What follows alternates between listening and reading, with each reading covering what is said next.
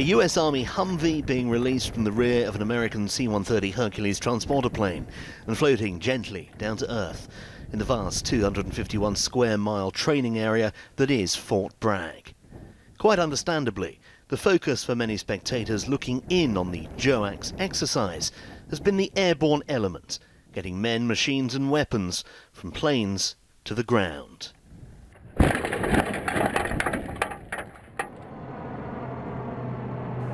This is what it's all been about. British and American troops jumping together.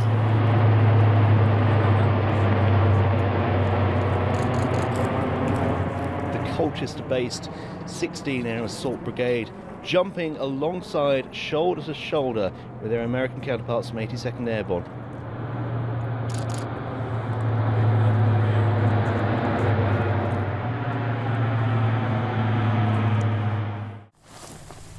Can you just describe what that was like from the sky?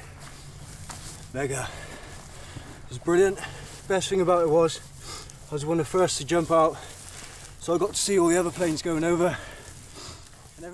Time to pack up and depart. As the light faded, all aware that soon they'll be doing this on an even larger scale. It will truly be an unforgettable experience. And here they are. They've been in their chalks training for an awfully long time now. They're using the rearward doors, both doors at the same time. We can hear gunfire there to simulate the enemy firing on these paratroops as they come into land. Just look at that picture. Absolutely hundreds of them. The sky is filled with parachutes and still the aeroplanes come. In this tranche we're dropping equipment, artillery pieces, mortars, even vehicles will be coming out of these aircraft. And as you can see, they're using multiple parachutes to account for the vast weight of the item at the bottom. This is an absolutely key part of the mission to capture this airfield, getting the big kit items in there first. And we're getting a fantastic view here of a large item of kit. It's very difficult to identify on this green screen, but that definitely is a vehicle. It's touched down now. I think that's a Humvee vehicle that has come down there, made a heavy but a very safe landing. Look at those Bergens swinging below them as they now come into land.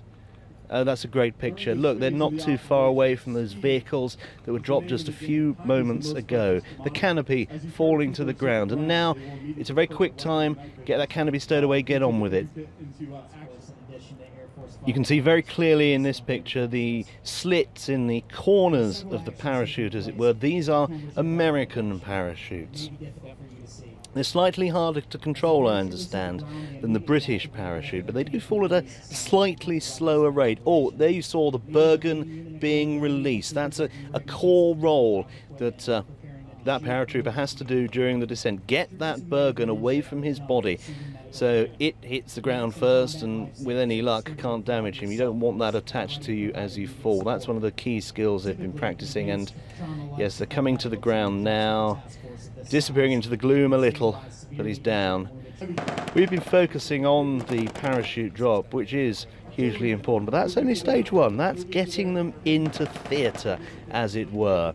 Now is stage two, consolidating the ground, so they'll get those chutes wrapped up as quickly as they possibly can and go and deal with these targets. We're zooming in now on one of the enemy positions. You can see the gun outlined clearly. They've been firing off volleys, another volley from another gun position firing off there, and the paratroopers will be doing their very best to get to these positions and deal with that enemy.